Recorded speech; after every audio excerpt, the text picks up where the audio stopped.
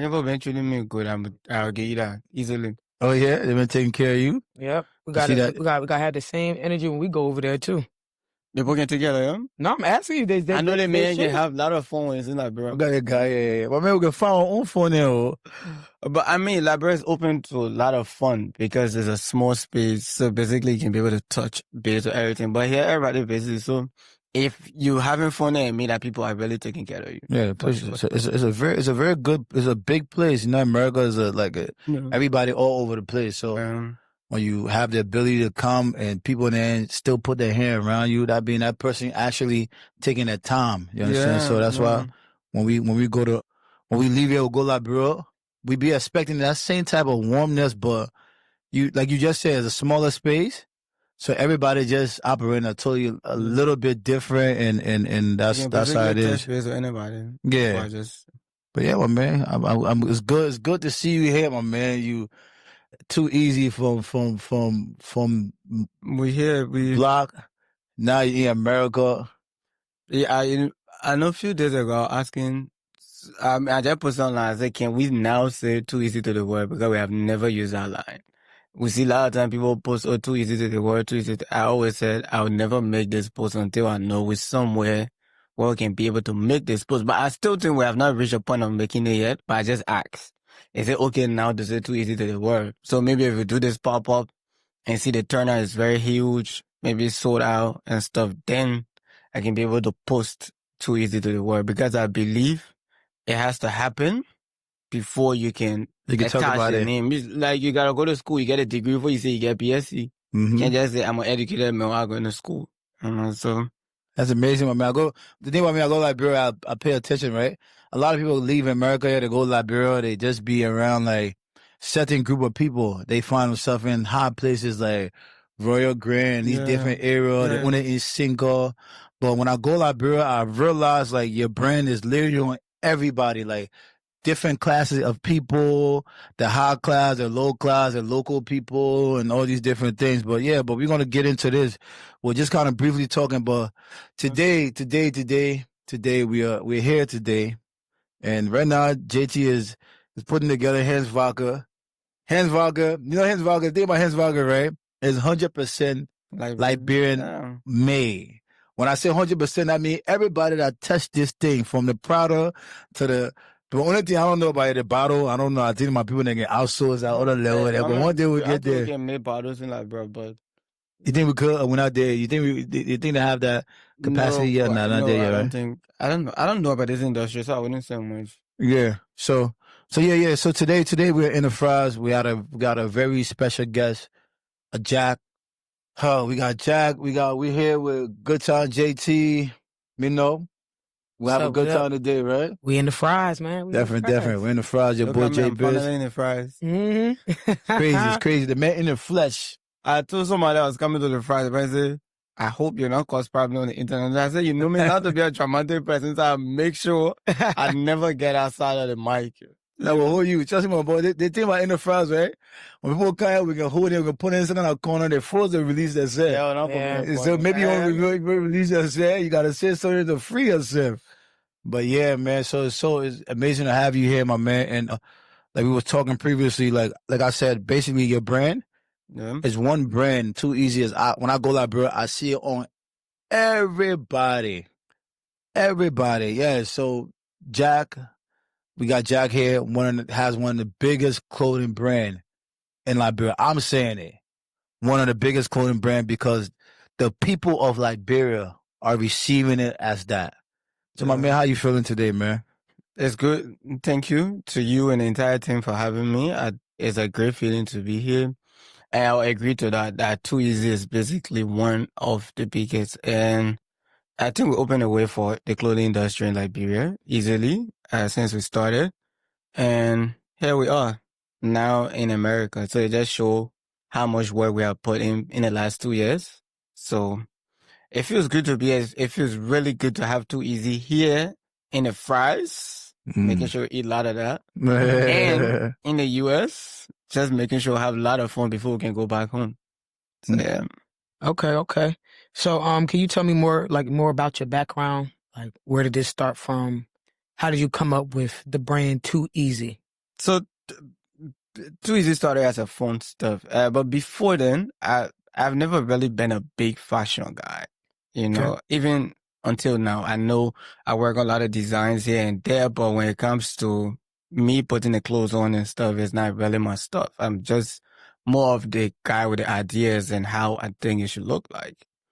So it was in 2023, me and a couple of friends would talk, and then when somebody says something funny, I would just say Too Easy and then laugh. And then started to use it on Facebook. So when people make a post, I'd probably comment Too Easy with a laugh emoji. Okay. And then it became a thing. A lot of people started to use it and here and there. So my friend Benito, Benito Yuri, she reached out, she said, why you can't put it on t-shirt? And Benito Yuri she's a blogger too, right? Yeah, she owned the Liberian Influence.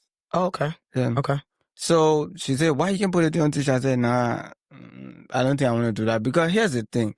Before Too Easy, a lot of people, when they got something trending, they'll put on a t-shirt and then after that phase is done. Right. And I don't like temporary stuff. So if I start something, I want to see how far I can go until maybe I can't go anymore. So I said, no. Then after a week or two, and then it became really big. Like everybody was using this stuff on Facebook. So I said, okay, now we'll put it into use. Let's see what we can do. So I have a guy, his name is Victor. We've been designing together for over 6-7 years. So I told him, can we see what we can do with this? So we spent like 3 nights figuring out how Too Easy could look like. On the shirt. Yes. Just first how the visual look of Too Easy would be like. Okay. So now we started to develop the idea of what this could tell. Now it's beyond fun, but again, we still have to maintain the fun of it. It could make somebody laugh when you say Too Easy. So then we decide to design stuff with a smiley emoji. If you check the original tweet, there's a line at the bottom that's like a smile. So that was the entire idea of just the funny part of it. And then we did a lot of designs and we said, okay, this is the one. And then when we try it out, it blew out of proportion. Here we are. We've been trending for 2 years straight. So that's that brand Too Easy today that got you sitting in America. One of the players, and people not doubt on Kanye. People now five I'll tell you, 2019, I tried, after I graduated university, I tried to come for school. They denied me. 2020, I remember they denied me. I gave up on America. I said, man, I finished. Try again. I mean, here we are. So basically, it's like a lot of Liberians that have lost hope about going somewhere in life. This to inspire them, to let them know, later you just thought about a fun idea. You were just playing with words and you just took that and you created a business. You've been consistent with it. You kept pushing, no matter how tough things may go with this. Like having a brand like that, right? What's some of the struggle you have been through coming from Liberia, having that brand in Liberia? There are a couple of them. First, to be able to stay consistent, we have a very small market. And then when I just started, a lot of people told me, even if they didn't say to me directly, but a lot of people said it to me directly, that they don't think people will continue to buy for a long period of time. Everybody could get tired. You can't do it all the time. You got to figure out what new to do. And then other people say, oh, this is just a wave. Just come and go. But here's it. When you develop an idea and then create a story to back the idea, then it's a whole different thing. And then my mentality changed completely from just trying to sell to the people in front of me to then selling to the people outside of Liberia and stuff. So every day we try out new designs here and there. We just create as much as we just have fun creating and say, you know what, we'll just see how far this can go. But one thing I believe that this will not be something that Liberian people will just use one time and out. And here we are. The demand for Too Easy increases every day. The market share increases every day. And now, where we are, we have inspired over 50 different clothing brands in Liberia easily in the space of 2 years. We have seen that. Hand clap. I like that. The reason why I like that part of what you said just now, right? Inspire. Yeah. You're not upset because you started a brand and other people want to do clothes now. You open, you're happy for that because at the end of the day, like I always say, as we Liberian, that country depend on us to come up with ideas, to encourage other people that have never seen things before. Maybe you are able to have that kind of mindset because maybe your mind have traveled outside Liberia, or maybe you have left Liberia and went to other countries, right? and you're seeing other young people try different things and it work out for them. So yeah, that's definitely the idea of winning is collaboration easily. Collaboration over competition. Sure. Sports itself is by collaboration. There's no one-man team unless you're playing tennis. And even that work with collaboration because there are people training you, getting you ready to go and hit the ball. So that's exactly how I see life. If you can't collaborate, you can't grow. So I just believe that there's a big room. You know, the thing about clothes, we need to wear every day. So if you get 100 clothing brands, somebody can wear the same clothes every day. Yeah, right. Somebody got to buy clothes to wear every day. So all of us we have a space and a room to grow and people with support. So it doesn't just have to be about Too Easy. It can be about any other brand. We all just have to eat because every man got to rescue the family. So. Okay. I definitely resonate with that a lot. So before you said that you really never seen yourself as being like a fashion designer or anything like that, or even tapping in with clothes. So my next question for you was to ask like what influenced you. So even though that you never seen yourself as a fashion designer, were there any influences that you kind of looked at while starting this clothes, like starting a clothing line? So before that, I've always been into design, just graphics, creative work a lot. I've always followed Virgil. I really like what he did when he was alive. And then Travis Scott is my go-to person. He's my favorite artist, but he's basically one of the most creative persons alive. On music, right? Talk about Kanye West in the creative level of musicians. He's talking about Travis Scott, basically. I mean, well, I beg to differ. I'm not a Travis Scott. Oh, you don't think so? But we have seen how big he has done all the other stuff, like the McDonald's collaboration, like the Nike collab, which is one of the biggest ones now. It's a collab. So you don't think that he got that off of him being a part of the, like, you know, being connected to the Kardashians and being connected to... I think he is a creative person. I'm not talking about the successes. I'm just talking about the creativity. Okay. So I've always followed these guys. I've seen how they did it. And now where I am, I think I'm falling in love with what I do. So I'm basically obsessed. We're just trying to make new designs, trying to make good clothes, and now trying to understand fabrics and how the swag will look like on people and stuff. So before we put in designs, now we'll figure out how it look like. Now I've seen you, most likely one day I'll design a collection that will look basically for you. That's how I design, honestly. Okay. I'll see your person. So once me and the designer started where I say, imagine this person, I think it will look good on this person. Then we'll look for like 100 of you. And say 100 of this person want to wear this stuff. So we should design for this person. So one big ability I have is to understand what people want and how they want to look and feel. So basically that's how we design. Okay. So you mostly look at the trends of the world right now? Personalities, trends, and just what happened. That's dope. That's dope. So for me, I'm trying to figure out, right? Like having a clothing business in a country like Liberia, the way Liberia is kind of a little tough with the economy. Like, how are you able to scale your business? How are you able to get people that are barely making more than $500 a month, right? To say, okay, I'm going to take part of this to buy this brand and this clothes. Like, how are you able? Because a lot of people that want to take clothing lines to Liberia, they don't understand that, because they don't understand, like, you have to figure how to connect with the people. That's one thing about your brand. When I go there, I don't only see that people at Royal wearing your stuff. I see that people at Sandy Bar got your stuff on. Not just people at Sandy nightclub. You got the local people. Yeah. Those people are the ones, are the clientels to our country. You know, when we're trying to do pricing of the clothes, so I have a very good background in marketing. I've been in the space for 7-8 years. I even have a whole marketing firm, so that helped. So when we tried to figure out what the pricing could look like, so we had few things. So we said the target base first has to be students, because these are the ones that want to compete.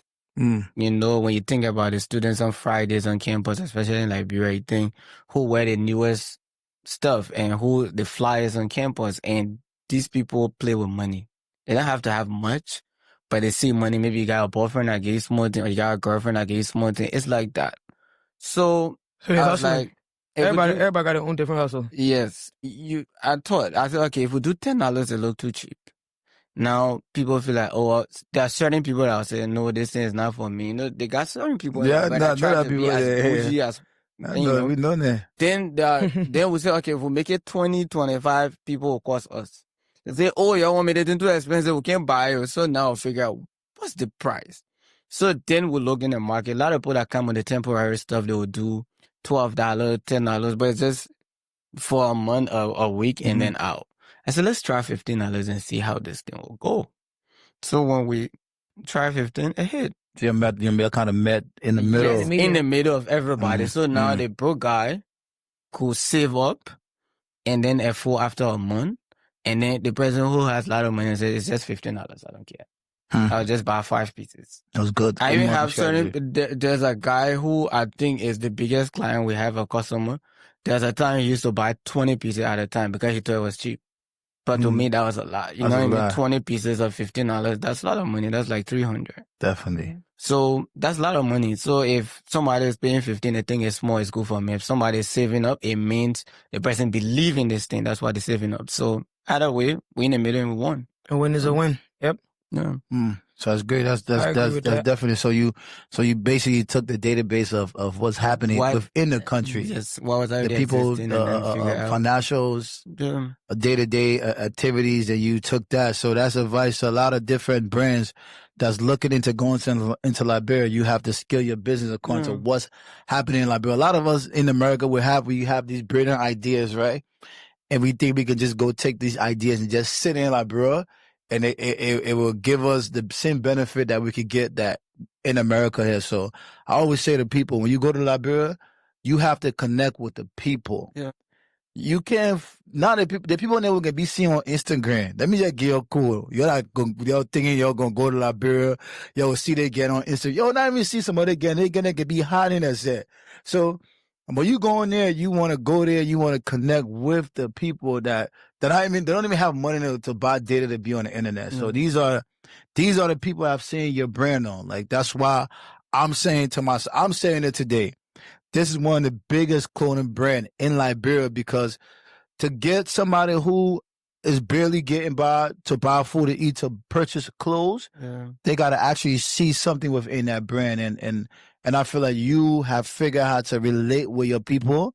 So tell us a little bit about like your background, like you as an individual, like which part of Liberia you come from, and like how you was able to get to where you're at today. I know everybody heard of the famous LT City. Christophe will always say LT City. I was born in LT City, which is Logan Town. Yes, sir. Oh, Logan Town? Logan Town. So that stands for Logan Town, right? Yeah, LT, yeah. Okay. So born there, lived there for almost 28 years. And then I moved out to Cinco. But where I grew up is a slum. If you think about West Point, you think about Nuclear Town, you think about Clarita, you got to think about Logan Town. It's top 5 most ghetto spaces in Liberia, basically. Okay. So I grew up in that space. And a lot of my friends, a lot of them either went through the phases of drugs and stuff. That's why I tell people I've never drunk or smoked, because I know the community I'm from. And thanks to the family who helped along the way to make sure that I never get into any of these things. But I always knew if I want to make it out of this space, I have to think completely different, and I have to be different from everybody. So that helped. And today I'm where I am. And when I went to a government school, I know here when you talk about a government school, it doesn't mean anything. But like when you go to a government school, no, is that compared to what we say private school over here? No. Government school is public school. Okay. Yeah, so in Liberia, if you say you go to public school, it means that you go to a school you don't pay any money, and it means it's for the poor people. Government, yeah. That's the type of school I went to. So I went there, graduated, and then transitioned to the most expensive university, actually. What you got? You got like a program or something like that? No, so my older brother made it to the U.S. And then he said, "My man, you can't be one day. I think you move from one day, you gotta go somewhere good." And then I studied computer science, where I did software engineering. That changed everything completely, because there I met a lot of good friends. I mean, when you go to good schools, you meet a lot of good friends. And these friends, I still connect with them up to today. There are a lot of work we still do here and there. And we did a lot of stuff. The funny thing, I've always been involved with something that just changed the revolution for Liberia. When you think about Liberian music, I mean, you heard about Tunes Liberia. I was with a team that started. Oh, yeah? Yeah. And then we started. Tunes Liberia is on everybody's song in the beginning. Right. Back in the day. I used to be that. team. Most times I used to mix the song with the sound and upload the songs. Yeah. And then when I was in college, I had nothing about college basketball. So me and my friends, we started this thing, it became like a big thing until people started to fight us off. And then we're like, okay, we're done with this shit. Sorry. No, my baby, they podcast, you can drop it there. Yeah, we done with this shit. We can't do anymore because now people in the system started to fight us. They started charging us too much money. They thought we were making so much, but the idea of it was just to have fun. The college, just college. But at the time, I was already done with college. Like, okay, I need to start a new hustle. So I've always been involved with something that was changed the game entirely. And up to today, they still have people who still do these college tournaments, which is now definitely would love to tap in with you for that. Yeah. I used to play basketball back in the day. Oh, yeah? And that's something I've always wanted to go back and tap in with, because I feel like I don't really see sports other than soccer being something that's main in Liberia. I know my dad used to talk about, him playing for, university and stuff like that, but it wasn't it's not as big as no, soccer. It's not. So, and I know there's a lot of, Liberians that are here now that are actually did really well for themselves when they came to sports and stuff like that. I'm one of them, so we could probably tap in with that. You got your own team, you know that, right? And do the tournaments. Honestly, I want to go there and play. You got your own team. And get a couple group of girls listen, I know you want to play some basketball. Now the women basketball is improving a lot. And I've been seeing that too. I've definitely been seeing that. I think a week before I could come, I spoke to one of my friends that always did the tournament. I said, "My man, I do need to throw it back one more time." He said, "Oh, I think we're all busy." And I said, "My man, let's just throw it back one more time, even if it's just for 2 weeks." But don't give up, my man. Don't give up. It's just for the fun. The need. Because now we just want to show how it was done before and how now we have so much ideas of how we can improve it and make it look way better. Right. So I think we should just throw it back. I mean, that's something we could talk about. Yeah, for sure. So definitely. So Jack is bigger than just Too Easy. Oh no, Jack has always been Tunes. If you know about Tunes, Tunes Liberia basically helped the Liberian music scene, right? Yeah. Mm-hmm.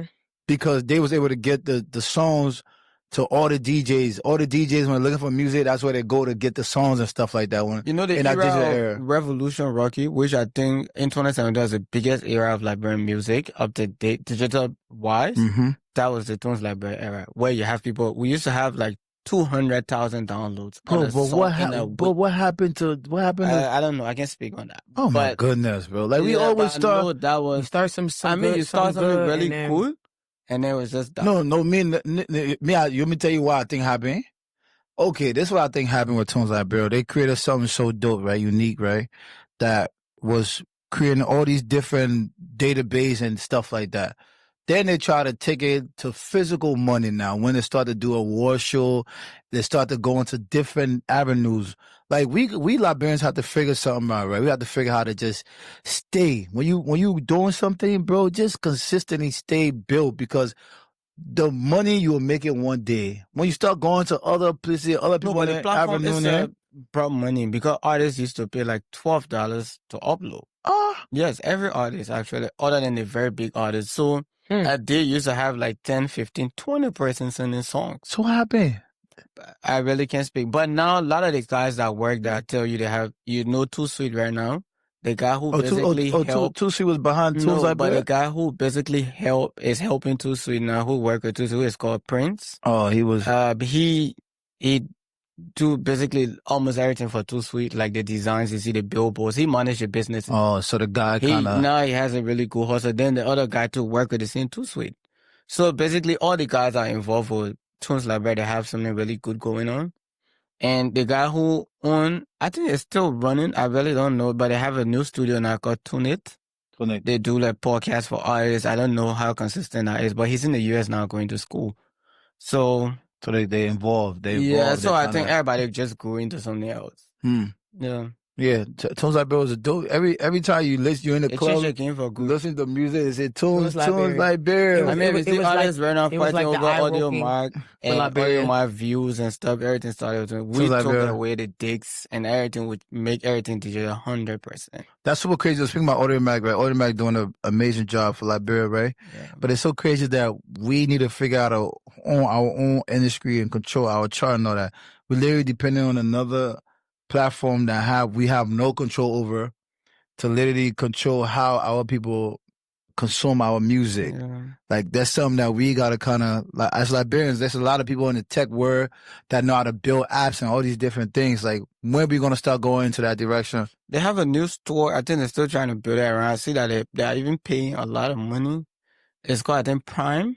It's a new, And it's a new one. They even say you get 10,000 stream, they pay 17,000 Liberian dollar. I personally think that's a lot of money, which will cause problem. Imagine Jay-Z not putting his song and then getting 1 million views. Yeah, I'm in the music space. I haven't heard about that. But they yet. have the MTN just did the launch for them. I think like a month ago. That MTN. No, I think they partner with MTN, but they call Prime. It's a young guy who's doing that. And question for you. Do people get paid off of Audio Mac? Yeah, but I think it's small. yo, I don't even. We gotta talk about it, because I honestly I like to ask questions so I can have a better understanding, because you said we need to start looking for ways to make money off of our own music. But when I look back and seeing like how other people did it, they uploaded on YouTube, they uploaded on Apple, all these different things like that. And I know it's probably hard for people to get music on Apple Music back home, so they're using Audio Mac. I feel like the success rate that Liberians have on Audio Mac is going to keep on going up. Yeah. So I feel like it would be a good thing for us. But we try to figure it out. Yeah, like to try to figure it out. But like for right now, for somebody to come out, I'm not saying it's not possible. It is very possible for somebody to come out and be like, let's start an app that is going to be all Liberian music on here, so we can be able to control our streams. But when it comes to that, sometimes our own Liberian people are not serious. Another thing that makes it really hard is, as an artist, you want your song to be where everybody around the world will be able to see your song. Right. It's not just something that's gated. Yeah. Right. So and that's why I say that I feel like Audio Mac is not bad. No, it's not bad. It's not bad. They're doing an amazing job. They're doing their thing. I feel like it's a start. Amazing job. But it's a start, because our music industry ain't nowhere. They're doing an amazing job. But I think the conversation where we need to, Audio Mac needs to have at least few Liberians that working with Audio Mac. You understand? That are in Liberia that could be like, yo, this is the sound that actually moving. Now, because if you take a look at Audio Mac, it's the same artists that every time they drop, they playlisting, boom, trending. Yeah. So the local kid that in Liberia who don't have that connect, he's never gonna get the opportunity. You understand? So that has been my battle from day one when it comes to Liberian music. I want everybody to get the same opportunity, like, because Liberian, we click based, right? In Liberia is a click. If you're not a part of that click, my piggy, when it comes to entertainment, internet work, and all these things, you're literally on your own. But that's how it is here in America too, though. It's like that in America, but it's still room for people somebody to find their way in some kind of way, some type of way. But that's because I feel like we have other like platforms that somebody can be able to blow on quick. So, for example, like TikTok, like we was talking earlier about TikTok. TikTok has now become like the mecca for when a song pops off and it just start going viral. And I feel like, even shout out to Jay-Zeno, I feel like that's what happened when it came to Jay-Zeno. Jay-Zeno went Butter My Bread went crazy on TikTok. And because of that one site, because he was dropping on Audio Mac and things like that. But until that song went viral on TikTok, that's when the world started to see him, So it's just like, I feel like when we tap in with these different platforms, we just got to really just put in our all. It's going to be a struggle for anything that you do. You're not going to just click off the top if you're not connected.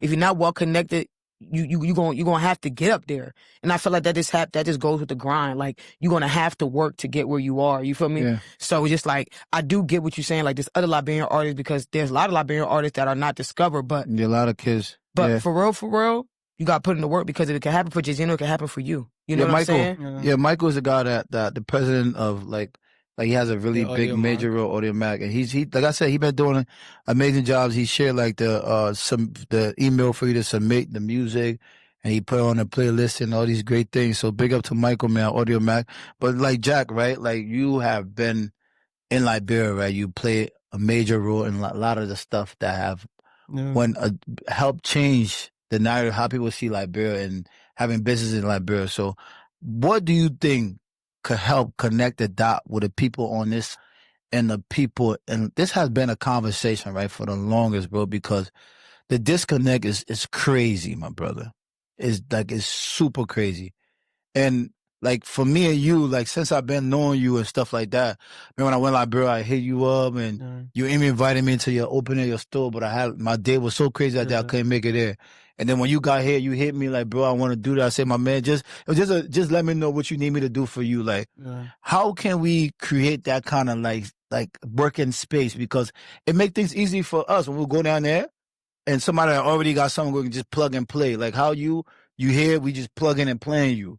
You understand? Like what do you think? How can we get there as Liberians? You know, when I think about a lot of people talk about disconnect. The first thing I see for me, it hasn't been maybe it's personality reasons, or maybe I just know how to make a way. For me, I have not really seen a huge disconnect from my end. I remember last year, July 26th, this is my first time in the US, but we had our merch everywhere on all I think the party you guys did, the Moreover Express thing. I got a lot of videos, even did a whole clip of just people wearing Too Easy there. This year again, I went crazy. Imagine we sent a shipment in Philly, the day Leonard is sold out, the same day. So it's like, okay, these people are really supporting. And this was last year? This year. This year. The day our merch landed in Philly, it sold out the same day. When a guy called me and said, nah, it's crazy. It's too late to send another one. The love, man. I feel bad that they didn't send two. The love is crazy. But there's this struggle that I know happened locally is there's so much competition. Everybody just trying to push shoulders up. It happened with even the local people, you know. So when you before going, it's very important to try to connect with the people and tell them, oh, hey, I'm trying to do this thing. Can we collaborate? And just see how it goes. But one of the things I see, a lot of guys want to leave from here because the thing you see, you said it earlier, the thing you see on the internet is completely different from what you experience in Liberia. Different. So if you think you have a couple of people on the internet that like you, it means that when you post, people will come and here and there, it means you're lying. You have to figure out how you collaborate. You know, when I told a couple of people that, oh, I'm working with JBS for the pop-up in the US, they say, oh, you already have all the numbers. A lot of people in the US are like to you. What you can just do it on? I said, listen, this man control this space. I mean, that's what I've been seeing on the internet. I could post this and say, oh, I'm doing the event at so and so place. Maybe a couple of people will come out. But how do that connect me with the people really?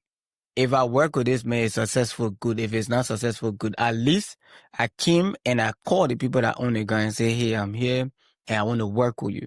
I believe the same should happen in Liberia. But when you go and you tell these people, they say, oh, Chad, do you have an event? No, okay, can we make this thing happen? If it's something that aligns with Jack will say, okay, yes, we can make this happen. If this doesn't align and say, oh, I don't think this could work at this time, can we plan it for another time, you know? And that's how it can work. You see, Tyler Reef is a big event, but it's from Ghana. First in the day when they got to Liberia, they connected with the people that there. Mm-hmm. It's a Ghanaian event, actually. You know, it's actually funny. I actually, was it 2023, they reached out to me for the title rave. It was like a festival, right? During the end of the year. They reached out, we was negotiating and things like that. And negotiation, I'm not going to say it didn't go well, but it just wasn't fit at the moment. Yeah. But for you to even say that it's a Ghanaian event, a Ghanaian, you know, it started from Ghana and it's in Liberia. It's so crazy about that, right? Currently, only Liberians work on the event now. 100%, only Liberians. It just show how integrating into the system work. If you meet the right people, you connect with them properly, Things go smoothly. And you know, people always say that Liberian people are the nicest people when it comes to welcoming people. I think that's true. We are.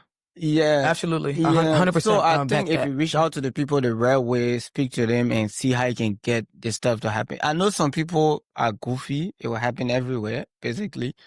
But there are certain people that will be willing to work with because even today, they want to get the recognition of, oh, I work with an international person. It helped me do this. It helped me do that, you know? So basically like checking in. So what you basically explained is when we're basically December's, they want to do something over there, come and check in with the people who's a mover and shakers. Like you basically said, you know, you came here, you reached out to J-Biz, and you wanted to connect. Whether it was a good fit or not, you just know you came in and you checked in with people who you know can do things over here. It's really about the respect. Now, my question to you is that do you guys look at this as a dollar sign sometimes when we come over there? No, Not you, other guys, not you. I'm speaking about. I mean, everybody see hustle as they see it, right? So you don't feel like when we coming over there, they expecting more from us because we're from America? I don't know. Right now, there's one thing I respect that's going on in Liberia, which I'll give props, is that all the boys hustling now. So if you go out to the club, you have seen that. Mm-hmm. If you see people from the diaspora put up tables, they got local boys who will come and do the same stuff. So now if you have a jag on the table, another guy who just stay in Liberia could buy another jag and put it. But there are certain people that just see the collaboration. If there's no money and I'm in this thing. The base of the collab. Because certain time people get frustrated out of helping people and not getting anything. People do not know how to calculate money. You could see me today now. So we're selling the t-shirts here in the US 25, in Liberia is 15. People are saying, oh, why are you selling different? But they don't understand how much money we spent to get these things to come. Mm-hmm. So now calculating the expenses, people never calculate your expenses. They just calculate the money they think you are making. Say, oh, you're making too much money. Oh, you need to spend this, but they don't understand that you spend so much money to get the money that is seeing. Mm-hmm. So now a lot of people think that you not trying to be fair with them. So they say, oh, if you're not giving me money, I'm not working with you anymore. Or if different person come in this space, I will charge him before I work. So people do judge you. So people do judge you for the things that you're doing. There are certain people that would say, if there's no money, I'm not in it. And there are certain people who just want to be there for the experience. You see Double-ish, you might know him. Mm-hmm. I worked with him for over 5 years. The only thing I did was just understand how he did his events. And when I finally told him now I could do my own events, I started to do some of the biggest events in Liberia. From internship to other stuff. But I was there, I learned, and I didn't care about the money. The only time I got money was maybe I'm broke. I call, I say, oh, Ish, I need small thing. Or there's an event, after the event, he gave me something. And that's good. I didn't care. The only thing I needed was the connections. Mm-hmm. Exactly. And right now I can tell you I have a very good ground in the industry. But that's basically touch base with anybody. But see, everybody doesn't maneuver like that. You. Yeah. You see, because I understand where you're coming from, where you just wanting to be around just to see how things move and you're not putting a dollar sign on it. Yeah. I feel like the problem is, I'm not going to say any names, but even when I reached out one time to somebody that was based back home, it was just like, okay, they just looked at me as a dollar sign. Like, okay, so what are you going to be, what are you giving me? But in all reality, you don't have a pot to piss in type shit. You know what I'm saying? So we just like, I feel like everybody doesn't understand that this is still a growing industry and we really have to put our hands together to put it places that we can be able to monetize it eventually. Mm-hmm. So like, I feel like it's a disconnect. I'm not going to say it's jealousy. I don't know. I don't really know how to say it, but I feel like it's really a disconnect with people that's, the ones that are here and the ones over there. Because I think the only thing we need to create, which is very important, is to make both parties to understand that you need me and you. Mm-hmm. We need this space. I think if Too Easy is establishing this space very well, I'm a rich guy. Easily. There's a 300 million people market. It's facts. The market industry is over, the clothing industry is bigger than $1 billion. Mm-hmm. If I get in this place, even if I'm getting $1 million a year, I'm rich. Liberia, I'm getting some really good money, but I need this space to survive in the future. Mm-hmm. That's the same way. If you're talking to people back home, make them understand that the market here is way bigger than the market in Liberia. I know you're doing your shit in Liberia. You're popping, but you need us. But I feel like they take offense to that. No, but it's the honest truth. That's why everybody in Liberia, basically, if you're just a hustler, your dream is to come to the US. But why though? Why though? Because I'm seeing it. I'm saying like this, right? I'm saying it like this, right? Basically, that's a problem for me, right? Because when I'm take a look, I'm on the internet, I see Liberian people in India. Like, I see Liberian people in some of the worst countries in the world, right? Yeah. Like, some of people just want to leave that place, bro. So I feel like we Liberian got to kind of find a way to kind of create a space over there so our people going to want to stay there and build there and create there, because that place have so much benefit, bro. When I tell you, when I go to Liberia, when I see like the kind of benefits in Liberia, bro, you literally walk in Liberia, right? You see the plum there just falling down, getting rotten. My man, in the store, we go buy a plum, $3 for plum, mango. Mango can go up to $4 sometimes. And the thing just falling down. So literally, like, everywhere you drive in Liberia, you see everything in the store. Virgin market. Everything in the store coming up. You see, boom, you can go in Liberia, you can buy farmland. You can buy 10 acres. Right now, me and my sister work on a project where we have like 200 acre of farmland. To own 1 acre of farmland in America, do you know how much it costs? You know what I'm saying? For me personally, now I wouldn't want to live out of Liberia. Yeah, so when I see, easy knowledge. Bro, Jack, when I see Liberia, right? When I see Liberia, bro, that's what I see. I see how beautiful and how great the opportunity is for anybody to become a multimillionaire, bro. My only hope was to leave Liberia and go somewhere else. Okay. But now, because I can be able to afford 1 or 2 stuffs, I think I want to make use of the space because there are so many things that are untapped. Right? That's the same way for a lot of people. I have a couple of friends now, they're very comfortable in Liberia because they make money here and there, they live a very good life, or maybe a very decent life, good. But they can afford $1,000, or $2,000, $3,000 a month. In Liberia, if you make $1,000, it's a lot of money.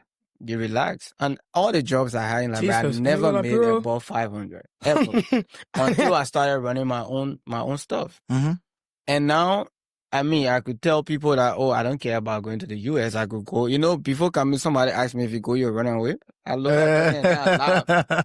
I said, I got close to 20 staff. So I was like, how much children will eat? Yeah, I call them my children. Because I'm the oldest that work for both of my companies. So I say, how much children will eat? I got to go back home.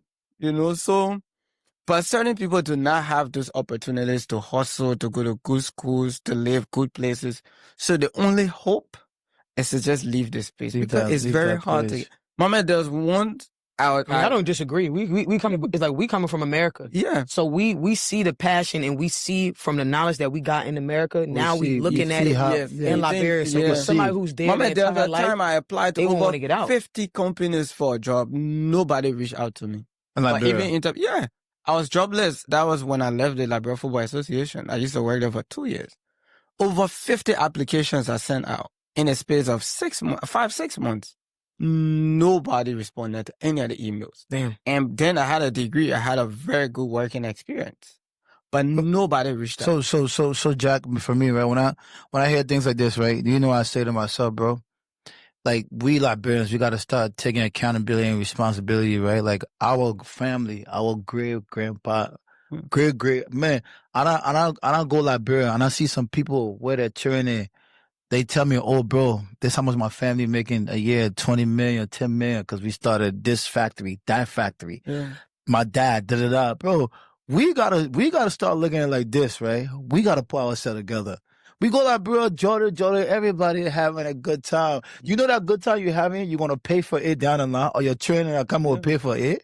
So we got to, like, these people that built these companies and these businesses and stuff like that, when they don't hire us, you can't be mad at that because we got to be mad at our great-grandfather and that didn't do nothing when they was here. We got to start holding these people accountable for literally not creating that space for us. Why, when we become adults, life become easy for us. The truth about it is, Liberians, we think very small. And if you continue to think small, you never grow. Mm-hmm. We feel comfortable having small businesses or work. Mama, if a Liberian man get an office job, they may relax. He just need a late camera to drive. But that's here. That's over here too. Yeah. And I agree with you. The Liberian man, Lebanese man, he'll be working, maybe a boy who's just 19, 20, 21, he'll be working for a bar. He doesn't care. After a certain time, before even reach 23, 24, he's thinking about opening his own store. He'll walk to the bank, maybe get $200,000, $400,000 loan, and just open some big business. He doesn't care if the business is breaking down. The family will back him because now they're seeing somebody. He's trying. That's the same way with the Fulanis. I'm a Fulani. But my space, where I'm from, I grew up with all Liberians, and my family, I'm the first person from my family to ever get involved with business. So I'm almost completely different from the other Fulanis. But the typical Fulanis, what they would do is they open a business, like, the famous Fula stores and Fula shops. They want to be laughing at the small. They bring somebody else to help. The moment you start to grow, they open your own branch. And then you bring other people, and then they open another branch. Then before you make up your mind, they go. Now, if you go Waterside, all over. Waterside is completely owned by Fulanis. If you check Red Light, by Fulanis, Douala by Fulanis, easily. It's because they think very big. They think that every 5, 6 months we need to look for a new space. That's the same way the Lebanese would think. But Liberia, man, he doesn't care, man. They want to open, right now, everybody want to open an NGO in Liberia because they think they will get somebody from the US to donate $1 million. So that's how it is. And the NGO, that's what, like a nonprofit, basically? Non-profit, but they get rich off the non-profit, so I don't know how to do that. Like people basically just get rich out of non-profits in Liberia. Yeah, I will have to definitely, I agree with you 1,000%. Even here, one of my biggest issues is with how content we are and not wanting to be better and to keep on going. Even with like a lot, and I feel like a lot of people who came to America, I'm not going to say all, but majority of the people that came from Liberia to America, they became content. Yeah. Very, very content. And I'm going to say again, not all, because there are some people that really, you know, came to America and wanted to tap into the American culture and do it the right way. The American dream. I feel like Liberians stop dreaming once they get here. And it's like, okay, I'm here. That is the dream. Yeah, that is the dream. To be here. Like how you said, like we feel like we think small. Like that's one it is. It's not like, okay, I'm going to come to America and do this. I didn't think to come to America with no head, no tail. Like you don't have a plan I used to tell my older brother, I said, the day I come to America to live, I move in California or somewhere big. He said, why? You can't make it. I said, the idea of it, I just want to be where the big ballers are. I feel I will make it in a big space. It can inspire you. I said, you think I held the 2 cartoons at Amazon or something? Look at me. I don't get strength for that. Absolutely. And you see, this is why I respect all of my friends I grew up with, right? The guys I went to university. Every day they're doing something new. I have a friend who now owns almost 10 businesses. They are all small businesses, but every day he's trying to own another business. Every day. If the man sees somebody coming up with an idea and he'll come to and say, my man, can I collaborate with you on this idea? Very smart. Yeah, then if I need to bring small money, I bring it. It's still at a ground level, so you don't need a lot of money to start, and he'll come in. If you just need, he's so smart. So if you just need ideas, he's there. If you need some money, he's there. So he's always there. And a lot of my friends, you find in that space now. And a lot of times you see, I just reach out to my friends and say, my man, you trying to invest in anything? I think you should try putting your money into this thing. I think you should do this. I think you should do that. Which is very important. Because at 5-10 years from now, I want all of us to come back and say now we can be able to, you know, they got the famous pictures where you see all the boys in the who have these podcasts and stuff. Yeah, like that. I say in 5 you want to take a picture of that? Yeah, 5-10 years, we have to come back and say this is it. You know? Yeah, so it's definitely possible, my man. Like I said, like JT just said, well, Liberians in America here too, bro, right? It's like, for me, when I think about this, I just think about being selfish. Like, we, as Liberians, we got to get out of that space of just thinking about us getting through this life. We're not looking past when we leave this place, the people that were us, how they would maneuver through this space. So that's the problem in Liberia. Our family in Liberia, our parents, they were just living for the time once they get old, they think we're gonna take care of them. They're like, okay, I will send my children to school, so my children will take care of me. So all the decisions they're making is just gearing and then just surviving in survival mode. You understand? It's not beyond survival mode. That's how our people live as Liberians. Yep. Even here, how we living too. Yeah, survival. They living, not me. I don't live off survival mode. Me, I live off of how I can leave something for my generation. Yeah. Like my kids, my grandkids, to kind of make life a little soft for them. So they don't come. Right now, my daughter want a job. She ain't got to go for Abby. She just come work in the restaurant. Yeah. Or whatever kind of businesses I'm putting together, she can come in that space and learn. Then she go open her, whatever she want to do now. But right now, let's take a break. Right now, we are drinking Hands vodka, everything Liberian. Mm-hmm. You know me, when it comes about Liberia, y'all can play about my Liberianness. Like, I'm so, like, I think my blood is starting to turn to red, white, and blue now. I'm telling you. So, yeah, we're drinking Hands vodka right now. Right now, I'm holding the honey virgin. The honey is very sweet. And, you ever seen vodka brown before? This is it right here. Very good, smooth, no hangover. Yeah, man, and it makes you, like, you see today, I think it was like, 1 o'clock, it don't make you drunk, like, it just make you feel good. Yeah, that's what we're doing right now. Yeah, I'm not a vodka drinker, but it definitely is smooth. Yeah, definitely, yeah, we're gonna get back to it, man. We here with Jack, man. Jack, we definitely get into it. So Jack literally play a lot of role. The man got a lot of different hats, and I didn't even know about that till we sat on this couch. Because he's a very, like, you see, look, he can't even talk. Now he make up of it, man. Smooth up of it, though. Yeah, man. Like all the Fred Jr. wearing them man bread. I ain't lying to you, bro. You see girls, and the thing about it, when they got his bread on, they're happy. Yeah. It makes them happy. Like, you feel me? It's not something I want to actually, right? Like, basically, fashion in Liberia, right? What do you think in the next couple of years, right? How could it gear into making people look at Africa a little different than how they see Africa with these things you guys You are see, doing? Golden brand. there's one blessing about Liberia that we all have to appreciate. We speak English. So it's easy to maneuver. Yes, to break into other systems. You know, yesterday I spoke to somebody who said they traveled to a country and a lot of other people that speak different things traveled to the same country, and then what helped them was because they spoke English. I'm like, okay, that's great. Last year, I did an international collaboration with a Ghanaian brand. This year, most likely we'll do the same. And the idea of that is because it's easy to communicate what Too Easy is, and it could basically resonate with anybody who will understand. Whoever reads this will understand what Too Easy mean in your own terms before you know what the real meaning is. And where we are now, a lot of things are happening. They have some really amazing brands in Liberia. We all heard about Big Trip. Shout out to him. He's doing amazing. And it just shows how much we are impacting the culture. There's this guy, Big Zor. He's doing amazing. He's basically leading a revolution of how people could dress in Liberia. Mm-hmm. So with more of, the last time I spoke to him, I said, bro, one thing I believe is we are the one that can create the next 5 years. What we want them to wear in the next 5 years, that's what they'll wear. Mm-hmm.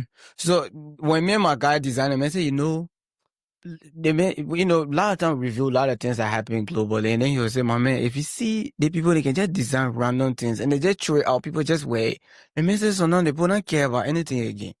The brand is already big, so whatever you throw to them, they'll just wear it. So when I spoke to Zoe, I told him, I said, bro, whatever you want these people to wear is what they're going to wear. So we got to figure out what we want them to wear in the next coming years so they can live the life. Because if you go to just Sierra Leone, you see the people living the fashion life. Mm-hmm. If you Ghana, Nigeria is by far, they live the life easily. If you go there, as soon as you see somebody who's in the fashion, this guy is in the fashion. We need to bring that to Liberia because there's a room. That's a very open space. Nobody have ever touched that space. Tell you, that's a room, but it's a now streetwear here and there, but it's still casual, it's still friendly. You see my own, it's still cool. But you need somebody with a rough style, which I think is what Big Zor could offer, that could get people to wear and go. Even if you need collaboration, even if we can do it. Because if I'm being honest now, you see this logo we created for a vintage vibe. The idea of vintage now is taking over the global scene. If nobody is touching our space, we would touch our space for them, and we would do that. Mm-hmm. So if we're creating a room for other people to do that, now streetwear is acceptable in Liberia easily. Collaboration. Yes, if you can tap into that space, Too Easy will tap into it. He'll go there for and I know will make a lot of difference and will get people to live their life. So right now we're just advising, talking to people that would think and do it because it's a fair game, honestly. I love to play fair game. If you think it's better, then you better. But I like to play fair game. It's always good for like in the entertainment culture space is a competitive space because you make people grow because you got to grow. So like we was talking earlier today, right? And you was telling about your event that you got coming up in Liberia, SKD. Like that's crazy. That's major. Like that's one of the biggest venue space in Liberia. Stadium. We term Too Easy as a republic of Too Easy. Basically, everybody live in a republic. So, 2 years, that's a big thing. Never happened in the industry before. A clothing brand that lasts that long. 2 years. No, never happened. That's why I said we inspire the industry to live. We are the industry. So if we are the republic, we have to figure out which venue could hold. Last year we did 14th Street, Sinco. We did the street, we blocked the traffic. It was just too much. It was just too much. You're taking it to the biggest venue. So now we said, if we take this into the street, the government will probably look for us. Because we'll cause traffic in the city. So why can't we just take it somewhere completely different? So we spoke to the ministry. I spoke to the minister at Youth and Sport, like, okay, let's do this. Right before the podcast, I was just on a call with him again to tell him that we're starting promotion by the 1st, and we have not even told people yet that we're So the first on the fries. We are gonna be cooking our stuff. I'm telling you, we have CIC headlining. We have a lot of other artists we're trying to get to join. Bro, I feel like with that, right, with your influence you have, right, I feel like that would be a good event to have CIC inches, you know, headlining. Jason is not in Liberia, so it's no. You need to get him to Liberia. If he's there, yeah. I mean, Jay is my boy. That's your boy. Yeah, I know that. Good, like really good friends. When I'm in Ghana, I call him. We talk a lot. Like, we'll spend hours on the phone just talking plans. I knew him way before the fame. So it's easier to have to communicate. Just yesterday when I saw the news about his egg, I called him, but he was off. What happened? He just bought that farming business been a long time ago. Yeah, but the blogs, the girl, Emma been having. She been a long time ago. She had that farming business. I think the blogs just started to. You know, he just made a post. He just made a post about it. Oh, yeah. So that's why. It blew. That's why it blew. Yeah, a long time ago. So yeah, I called just to talk to him, but I didn't get him. But he's my guy. So if I can get him, I will. So for me, right? I'm trying to get Christoph. I'm trying to get Bucky. I'm trying to get That's how old too? Because anybody who can get for that event will get them. And this is going to be in December? No, October. October? Okay. October. That's the beginning of summer. 26th. Beginning of summer, right? We're opening the children in the country. The beginning of summer. Officially opening everything. Okay, so summer starts in October. All the rainy season, the winter finish. Rainy season finish. They ring a deal with that people there. But this year, thankfully, they ran out too much. The rain must be of this year, right? I mean, people still struggle, but yeah, I mean, a friendly as compared to the last year was too much. I was experiencing a lot of... They can sit down one place. So Sunday, God got to put Sunday in place where it's like... You know, the rainy season is almost 5-6 months. Yeah, God got to make up on the sit down, my brother. How that book can misbehave that when the rain fall into my business is really bad. So, we like the sun, you know, October, November, December... Our peak season. No. We'll bring the crop tops, you know. Business people in there. Like the time for all the show to the economy, can definitely be funded. Like something you said earlier, right? About how on this side of town, how like when Liberians in Liberia reach out to this space, it's been really beneficial, right? Yeah. For them, and JT also responded to you and said that over there is like a money scheme with us, but what really happened over there, right, that I think for me going back and forth and dealing with people over there, is that over there, these people are in survival mode, okay, JT? It's like, if you're a business person and this is the opportunity for you to actually be able to make a lot of money at that moment, that's what they do. They take advantage of that. So I've done events over there. I've worked with people, and I realized that. And I'm not really mad at them, but what that do is stop that individual from doing business with you again. Yeah. I'm the kind of businessman like this, right? If you do something to me, I will not complain with you.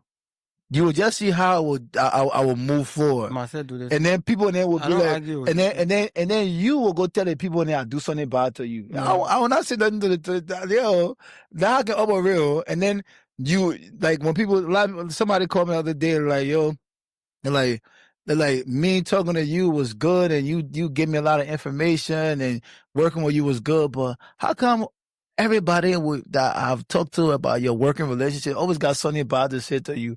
You not said to that person, I said, that's okay. Because if I'm an individual, right, and me and you did business, I'm not talking what you did to me. Why are you talking what I did to you?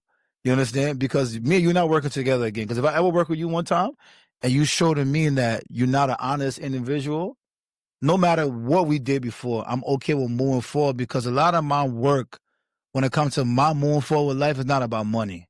Money is not the reason why I do stuff. I tell people that thing all the time. They say, oh, you lying, you let money business and this and that. Everybody got to let money. Because I always do things towards money. I always do things towards getting money, but money is not the reason. I always have an idea of things I want to do, accomplish. So if me and you now aligning together to move forward, it's okay. We don't have to work together. So that's what happened in Liberia. These people are hustling, JT. They trying to be able to take care of their family tomorrow. We hustling over here too. Let me just we hustling, yeah, but at least we got other hustling that are backing our hustle. You see the difference? True. And their hustle, that's the only hustle they have, which is not right. But I mean, he just sat here and said that there's people that's in Liberia that's on different type of hustles. So it all has to go down to what do you want. if you want it that bad. If you don't want to struggle that bad, because honestly, there's people in Liberia that are doing well for themselves. So most of the time, JJ, people that are doing well for themselves, right? They're not in entertainment spaces. Well, that's fine, because guess what? So, me and you been in the entertainment spaces, but we also have to do other things to make sure we survive. I feel like that goes for them too. You know what I'm saying? Like, one thing I know is perception play a part in how people will do things or accept things.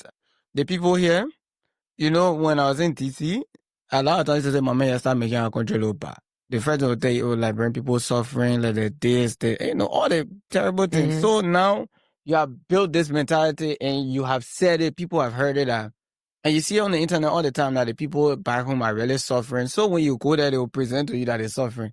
So you got to help them. Right. Since that's how you think they are now, you only see them that way. So the only way they maintain to benefit is to make it look like he's broke. Absolutely. Right? And the men are coming from here, they make it look like he's struggling, bro. My man, once somebody hear you from America, they think you got money. And now if you present yourself to look like you actually got money, they will you correct. So that's how it's about how you see these people. So now if somebody is coming to Liberia and coming to me, they know, especially on a friendship level, they understand I wouldn't want anything from them. I'll most likely never even ask you to bring me even water to drink, because I know when you come, I can be able to handle whatever you want, right?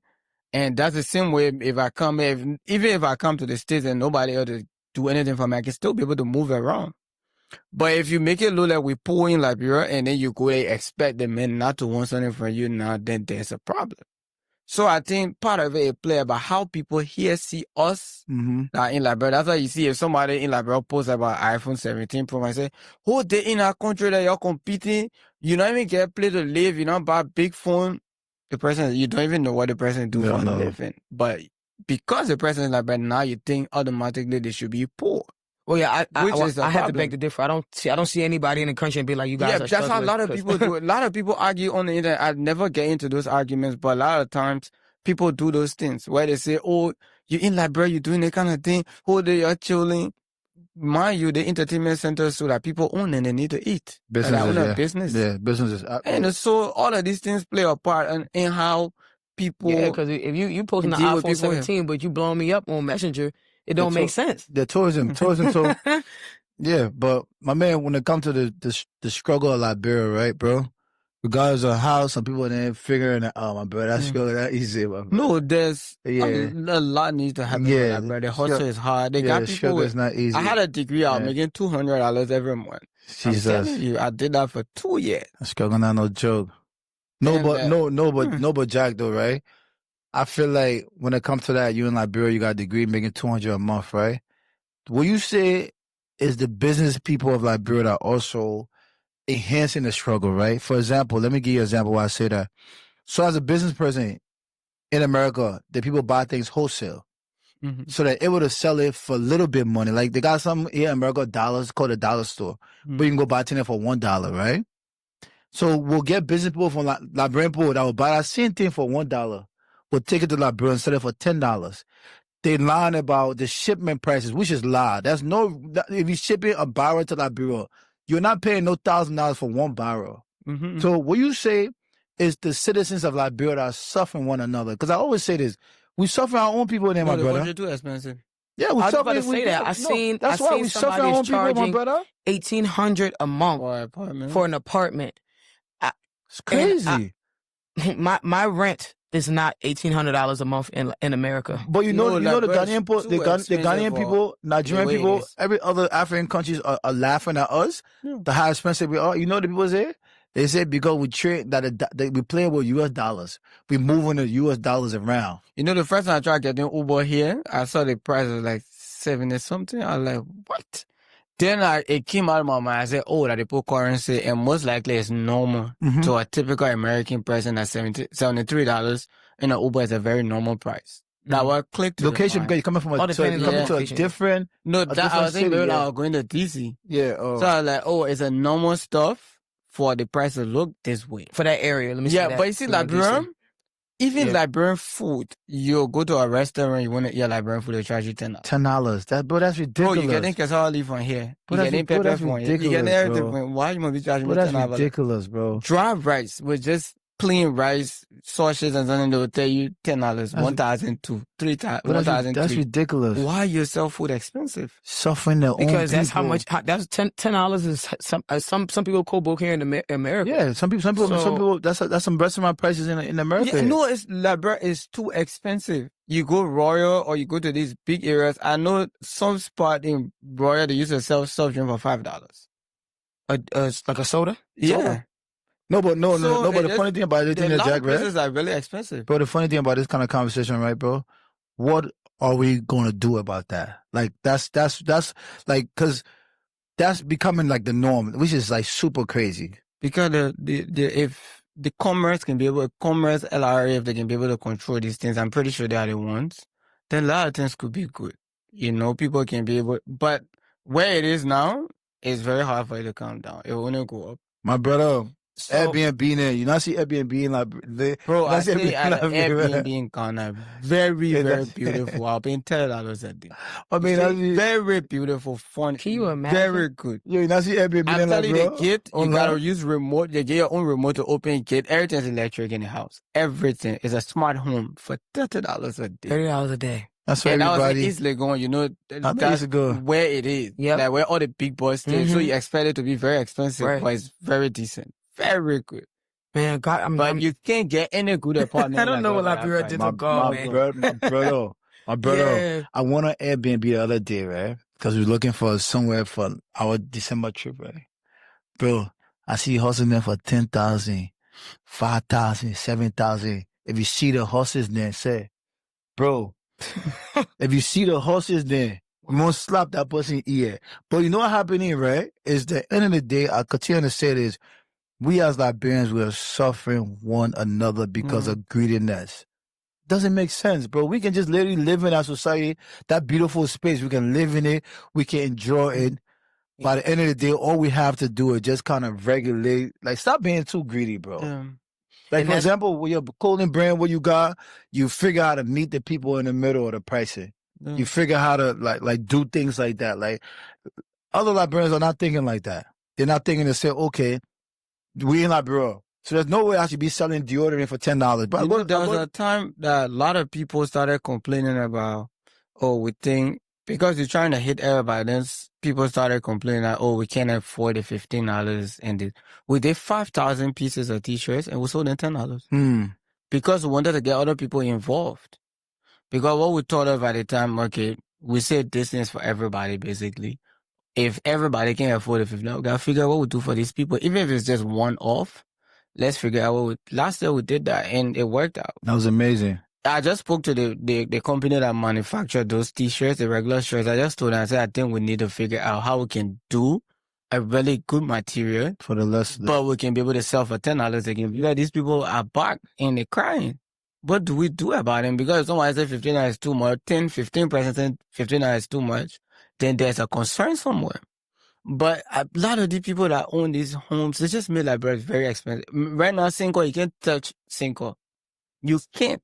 Yeah, I was just telling my man yesterday, he stay here. I think my man, 5 years from now, our generation will not be able to build any home in Cinco. And we will have to be able to establish our own city. Somewhere else. Because we're not be able to afford, no. You can get a land rent in Cinco if I stand to be corrected for over 100,000 easily. Just empty land. Yeah. Empty land. For 100K? In Cinco, you can't. Empty land. It's insane. You can't. That's why the homes in Cinco, the main road, the avenues, you get like 2,000, 1,500 or more. You see one room, I stayed in an apartment last year. I think it was like 182 rooms every month. How much? 1.8. I stayed with one of my older brothers. That's 1.8. US dollars. People there that's not even making not even $100 a month. $150 a month. That's crazy. At the end of the day, these are the conversations we need to be at. I was at that diaspora thing this weekend, right? Yes, that's what I was about to say. And these are the conversations that need to be had. It's not no we want everybody to come back home, bring businesses. Like, these things need to be regulated, bro. There's no reason why in Liberia, bro. No, there's no location in Liberia is worth anybody selling for more than a land, more than $10,000 to me. That's how I see it. So I have a question for you, Jack. So you came here solely for this this conference, correct? Yeah. So what did you... Not solely. Well, not solely? Okay. We're here for the pop-up. Yeah, the pop-up shop. Yeah, the pop-up, to just make sure Too Easy is everywhere. And Too Easy is felt. Okay, so you didn't come so... Well, the purpose of coming here was the purpose was for the conference and then... Got you. So purpose was coming to the conference. You did your due diligence, networking, and you come and doing a pop-up shop. Yeah. Great. So I wasn't able to be there. I know you and Joel was there. From your point of view, where do you feel like Liberians as a whole lacks? You spoke about something in the car when we were coming. You said it's very good to start conversations. Mm-hmm. And then you spoke about trust. Mm-hmm. I think one thing we need, which is not there yet, is security. Which is, if I invest my money back home, how can my money be secure? How can my investment be secure? Because it's very important. Now I'm scared that my money could go to Liberia. Somebody will eat it. Something will happen along the way. I think that's one of the things that we need to work on. If you can build a system that say, JBs want to invest 50,000 in Liberia, and there's this dedicated account or there's this dedicated entity that says, okay, you if you want to invest, the money can come to us, whatever you want, your business plans here, we'll put the money into it, but we will oversee whatever that happens for you. But you have your own employees, but our job is to make sure this thing is well secure, it's alive, and your money is not going to be, at least it's not going to any family member name or their hands or whatever it is. I think if we can figure out how to make that to work, it's a good thing. I know one thing I saw them do at a conference was talking to people to start saving money back home.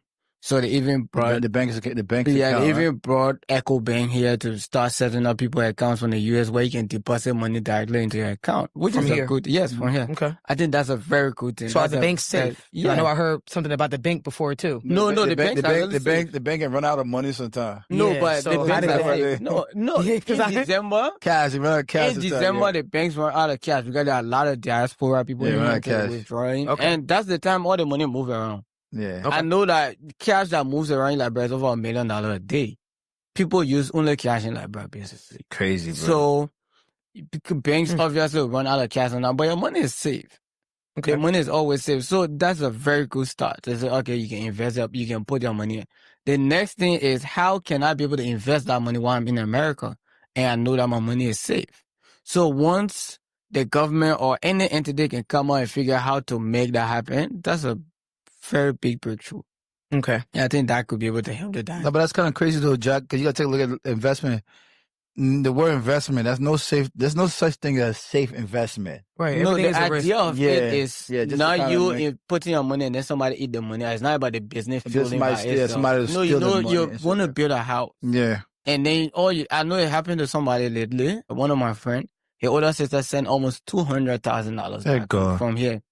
The house didn't go anywhere. But you know how that person worked for that money? Right? And that's I think she's going to Liberia in October. Actually, was she the one who was going viral? Like she had like a breakdown? No. That person didn't go to She ain't going to we are very close, so he explained to me, like, damn. She ain't go to the internet on her own. No, so I did see there was a lady, I think it was on the Liberian Influence, somebody had stole like, I think it was like $10,000. Not normal thing, or something, but like the lady, like she worked so hard. Yes, it's normal, but some people can't take that. No, she had like a mental. I feel like she had like a mental breakdown basically because it's just like I don't have like you know. Oh yeah, I saw that. Yeah, I seen that, so I thought that's what you're talking about. Yeah, but when I seen that video, yeah. So you imagine somebody invest that type of money and that was just 10,000. All that money, bro. That and the hurtful part, but that kind of thing, right, my man, is.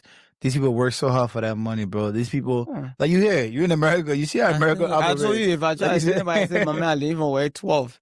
I didn't even work at this time. Like, shit, y'all work too much. People work for that money, my man. Nobody here is giving anybody anything. Like, you can't literally call your friend and be like, yo, my man, let me get my leg scratched out on my man. And the thing that's funny about like, my people, my beginning, like, bro, I love them to death, right? They will call you for chilling money. Oh, my man, this Saturday, my man. Send my lady, let me go to the club. Fact. Bro, you literally calling me, right, to send you money to go spend for enjoyment. Why are you hustling? While I'm here working hard for that money. Like it's just that, and I always say this is Like they move like that because that's their reality. Like that's nobody teaching them different. Nobody, and the people on this side want to show the people they get money and they will just send them money because the people look at it in this big light. When I go to Liberia, bro, I went to Liberia a couple of times, right? And I seen a couple of my homies that mean they're not on the same level financially. They get security. Walking behind them, man, holding that towel, holding that bottle of water. I get on it, man. I say, but man, I'm sitting there, me, people like me, nobody, I don't have no security. And the reason why people look at me a certain way in Liberia because of the way I move in Liberia. Because the reason why I move like that, because I want to connect with the people. Because I can't be able to help what's happening over there if I'm just looking from the sky. If I'm just at Royal, if I'm just at all these places. So you might get thrown off a little bit if you see me how I operate in Liberia. You'll be like, they may show you who he is. Mm-hmm. Yeah, because that's how white people in America is. You see white men that get mad. You're not even going to get mad because you get short. He got on Walmart shoes. Only people Walmart shoes. I could own $1 million. I think people that are very close to me will know because I am a very regular person. I mean, you have seen how I'm moving like, bro. Nobody, I don't care. Nobody know. It's just recently I bought a car. Before buying a car, like I work too much. I basically I sleep like 4 hours. I have 2 businesses I run. I have to work all the time.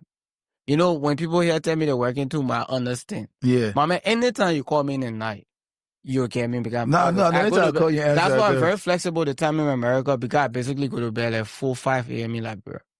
Yeah. So I stay up all night. So when I was buying a car, like, damn, because I said people would think I rich you. They got a B-ball car. It's like 2021 car. A regular boy wouldn't buy. So when I bought it, I took the picture of the money that I spent, the receipt I sent in my boys group. I mean, I said, shit, you spent all that money? I said, bro, I got a surprise. At least let me enjoy the money. Because I could take all this money and reinvest into something new. But at the same time, I think I have to be able to enjoy this money too. Because I'm working really hard. And I feel bad for it either, you know? Because some people like to make you feel bad for celebrating your own success. Everybody got opinion. Everybody clear. But they say, oh, you're a hustler, this guy. You know? I say, you know what? If we reach a point where I need to get different hustle time, we'll get that. But now, anybody is Joel said no artist in Liberia should be buying car right now. They should be reinvesting back in their music. No, I said that. I said that, right? You spend the money will come back. So the essence, you invest the money will come back. You spend your eating, it will come back. So no way. So no, I don't believe that all the international money. No, I really invest money too much or point. I don't really enjoy the money. I don't go. I spend money on people than on myself because I don't go places. My brother, I don't even drink. Right? I don't smoke. I don't do it. But so Jack, even if I go out. But Jack, I see this like this, right? I feel like for me, when I take a look at money and investment, all these things, I see it as we doing these things for the people that coming behind us. They're gonna enjoy it because at the end of the day, somebody gotta make sacrifice for the other people that are coming. So for me, like the vehicles and things I buy when it comes to, I'd rather invest my money than to go purchase like a vehicle, all these different things, because I think for Kanye. I want to get one work. They take you from point A to point B. Yeah. I mean, and I drive Rolls Royce Phantoms, and I drive Bentleys, and I drive all these cars, and I drive Lamborghinis. When you get in those cars, right, you don't feel no different. Because that's one thing I always say about us Liberians, right?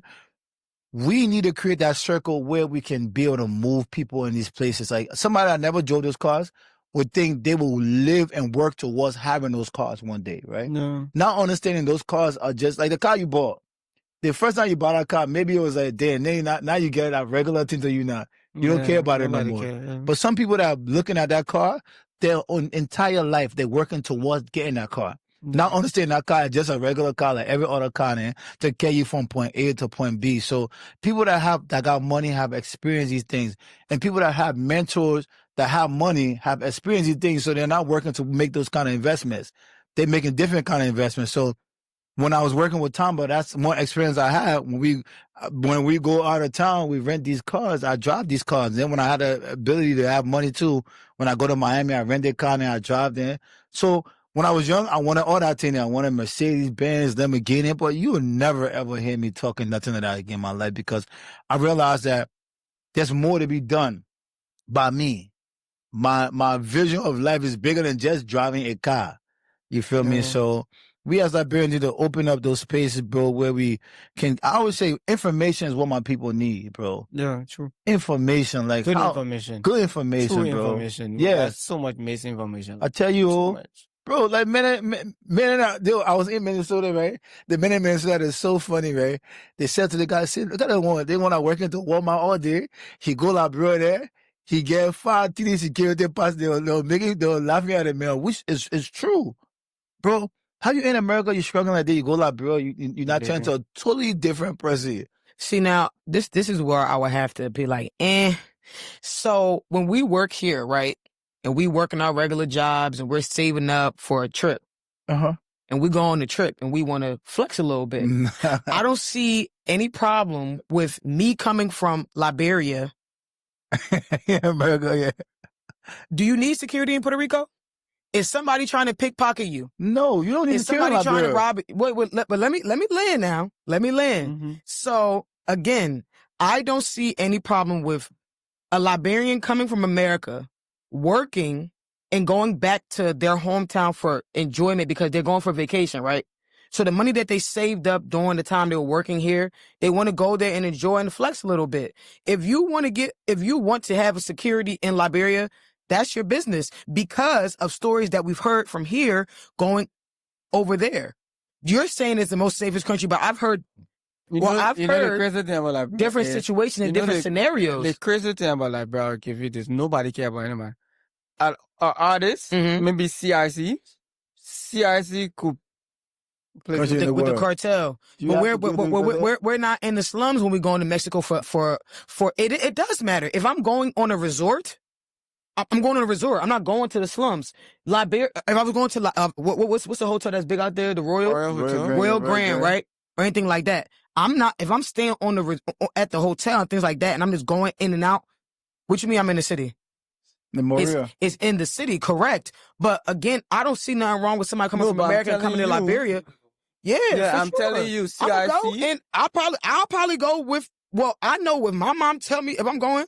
My mom tell me my mom gonna get one of her old watchmen and come and follow me around the city. I don't see no problem with that. If you need somebody to take you around the city, that's different. That's also protection too because they know the city. But I'm telling you, I'm going to a no man's land that I don't know about. CIC could walk on Broad Street and nobody will really care. Like nobody, Liberia is a way that people is from Liberia. He's in Liberia. So he's a star that you expect people to run to him, take pictures and stuff. But I'm telling you, people do not even care about people. I mean, but you know why I don't feel like that all the time? Everybody said that nobody care about anybody. But that's just... It's actually... it's creepy here and there, but it's a safe spot. It's very safe, though. Well, no, I mean... JT, what I'm trying to say, right, is this, right? We gotta create a space, right, where people understand reality, right? That's not reality. Like, if you don't have security everywhere you go in this world, why you got security in Liberia? The president's choice is fine, but I think it's a cool spot. I basically can go anywhere in Liberia. Because you're Jack. You get what I'm saying? Because of who you are. No, but he's somebody. But what I'm saying... But he just told me out of his own mouth that Liberia looks at anybody that you regular. Yes. You get what I'm saying? But so you can't tell me that there's people that's in Liberia that doesn't look at me as a quick lick. That happens in America tell you, too. When somebody see a government official with security in Liberia, they can laugh. Like, nobody cares. Carrasco, when he used to be the presidential aide, this is the man that eat with the president.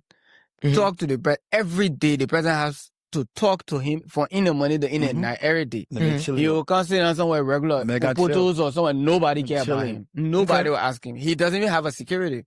Well, see, that's, I mean, I think that's just a misperception. The only person that he has is a driver because it's understandable. Okay. But beyond that, nobody cares. If somebody see government official or security, they can laugh. Like, okay, who cares? So is the crime rate not higher during December time where they know it's a lot of people from the diaspora coming? The only time people steal from people at events, when you leave in the event, outside the event, they jack phones, they do that. But trust me, if you get on phone back, because they may not see go get in small thing, they'll snitch on that man, bring the phone. But what I'm saying is... I'm going like, bro, nobody even try to jack my phone. Man, they see that by my man, but that's the thing. So for people who are not like that don't have that aura, right?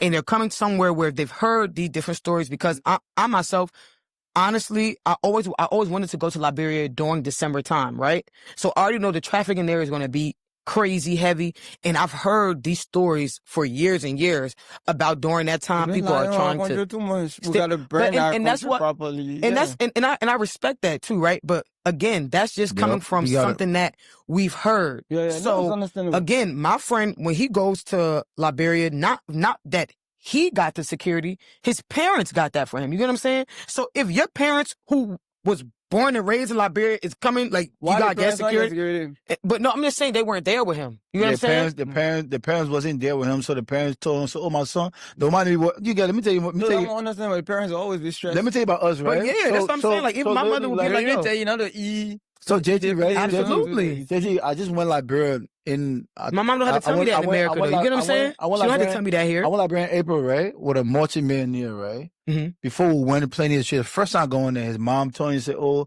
get armed guard. I said, my man, we ain't got to get none of that stuff, And this bro. was the football player, right? Yes. The Boniface? No, not Boniface. No. The last guy was their way. Oh, okay. Yeah, the football player.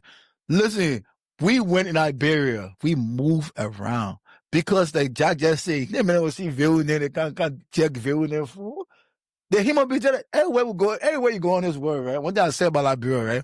Liberia is one of the safest country in the world because number one, these guys can't afford guns. They don't have guns. No, they don't have guns. They don't have guns. They got medicine though. What medicine? Bro, what medicine talking about? Like, medicine? Again, what I'm saying is, all these stories, so you're trying to tell me that all these stories from Liberia are myths. No, not take it as that. Okay. But who are you medicine? I'm here to stand. One thing about me, I'm here to stand to be corrected. I've never been there. I'm just here about what I've heard. The place I am, this America, I've had lots of people who really care about me, calling me to advise me about what I eat, who I eat from. I shouldn't do this because the place is not safe here and there. Okay. Somebody even told, when I got to DC, the first day I landed in DC, somebody told me if you look around too much, it will shoot you. I know that. No, you are telling. Even I went yesterday, I was telling my other guy where I got to Philly. I told the guy, I said, my man, I let woman penny over, I scared. Before somebody shoot me. And then I went to the party. I told you about I went to DC. For real, that level, me get you cool. Then somebody told the party I went to the DC, the girls were too many. I said, damn, I get it fun. He mentioned about that. I said, no. Somebody told me, if I look at somebody woman too much, they will shoot me. But they're not going to it might be true. You see, to you, it's a lie. Not lie. But I want somebody to tell me so nice. I didn't say it was a lie. I said, they're not going to shoot you, right? Right, but that's how they make it big to you. Okay, because I know all of y'all look for people. Y'all look for women all over all the brother, time. no, they'll give you cold. Look at a wrong man, woman. You people are not leaving our place. It's fast. Liberia's not like that. Liberia's not like, my man, somebody can be that girl you walk there, they'll tell you, they maybe said the beginning, they'll look at you say, maybe you say you're not talking, they'll look at that, they care, I have to tell you to do a say no. Honestly. But, yo, Jack, you're not thinking it happened in Liberia, right? I've been trying to think what happened. So you see the puppy in there that can leave from here, right? That can have they can be having high blood pressure and this thing and that. They go Liberia, they go have unlimited sex, they go drink liquor, and then they die there because they're not taking care of themselves. Then people will say somebody wished them. It's a lot of shit that's happening in our community, right? I'm telling you, a lot of things happen in our community. Our people, they always hide these things and lie. Do you know a lot of Liberian men are not die having sex in our community? And people, their family will never come say, "Oh, my husband was having sex, how he died."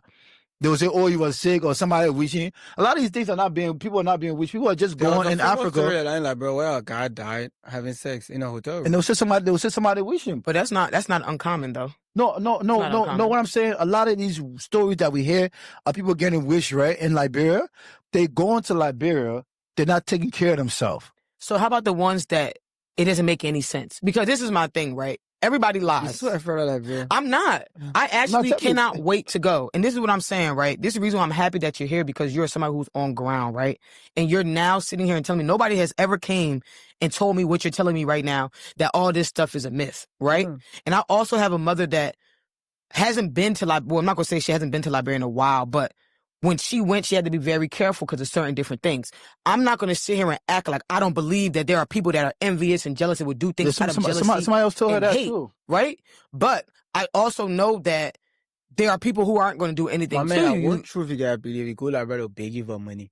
That one not true. Anything apart from that, the only one there, but you got to be careful here and there. Yes, all of us got to be careful. If I don't me know. who live there currently, I mean, I have to maybe be careful, of course, but again, it's a very safe space. I could go anywhere in Liberia. I don't care. So you're trying to tell me that another Liberian will have the same story as you. They will say that nothing. Yeah. Okay. But if I'm telling unless you now they want to see a different way. But me, I see Liberia as a really good place. No, but if I'm telling you Liberia is a great place. I'm telling you. After maybe every 6 months or so, he's in Liberia. We be in Liberia till 6, 7, 8 o'clock in the morning. Like we don't leave our house at 2 a.m.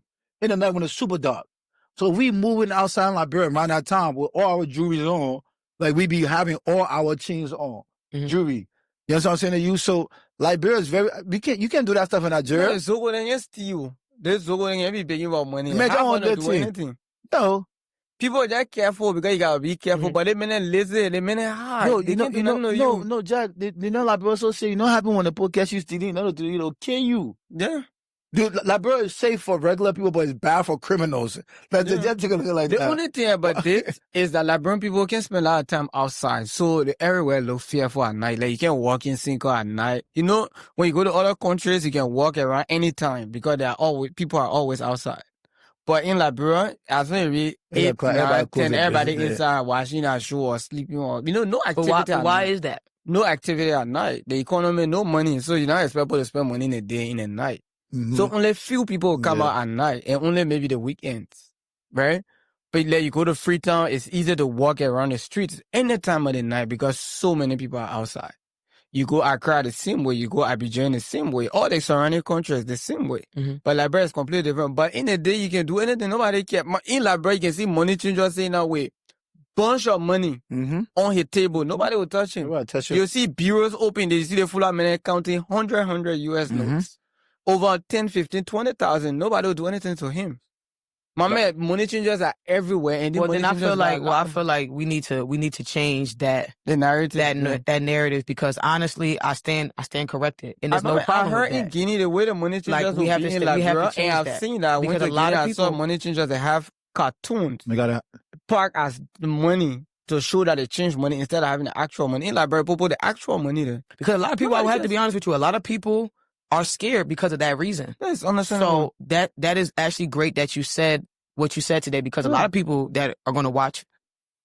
Right. But honestly, like you said, stories that our parents have told us how to be very careful and things like that, watching what we eat, linking up with, the family members that may have, problems from them back in the day that want to take it out on you. And I would have to say I'm a product. I'm not gonna say I'm a product, but I know how it feels to people to gun for me because of my parents. You get what I'm saying? So with certain things that I would take from my mom and be like, okay, and also I've never been to Liberia. So that's just like you going somewhere that you've never been before. So you're gonna want to be protected into somebody who's been there.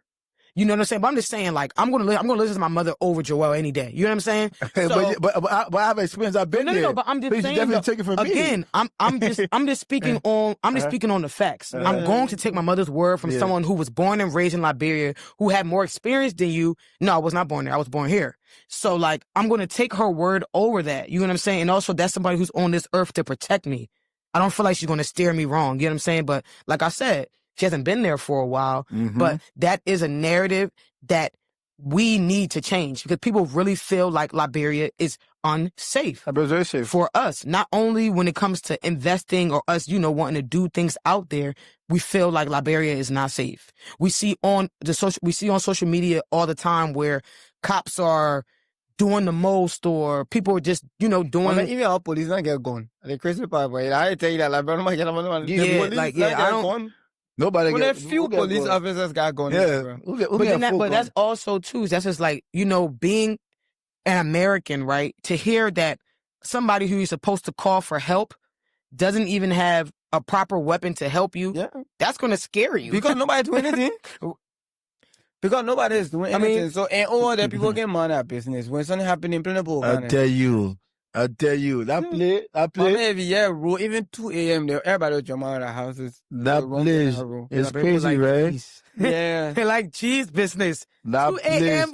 TT roll. I wake up out of my sleep. I beg you, I think let me tell you about Liberia is good for regular people, it's bad for criminals. Because criminals, anything the minute I get deported, go Liberia, they can be on shit. Why you think so? Why you think that minute I'm misbehaving, they're just going in the corner, they're chilling, they're trying to make their life better? Because Liberia as a criminal is dangerous for you. Mm-hmm. That's the fastest way for you to die in Liberia. They hold you, certain community, they will burn you. Faster way for you to die. They will put a tire on you, they light it on fire, and then. Yeah, faster way to die as a criminal. You want to die? You go to Liberia. The community I grew up in, they use your kid all the time. They beat them. No more tea. It's not good. If I in my house, they beating the person on my porch, I can't get outside. Easily, I don't want to be involved in anything. I've always been out. Right. You're my first experience in Liberia when I went. The first time I went to Liberia, I was in the car. I was parked, right? I was, and this guy, I just saw this car cutting a bike off, right? The bike hit the pole. 3 men, 1 man hit bust instantly, right? The other 2 on the ground dying. They put beating that person to death. You know why they did that? Because the guy, they tried to jack someone and get phone. Mm.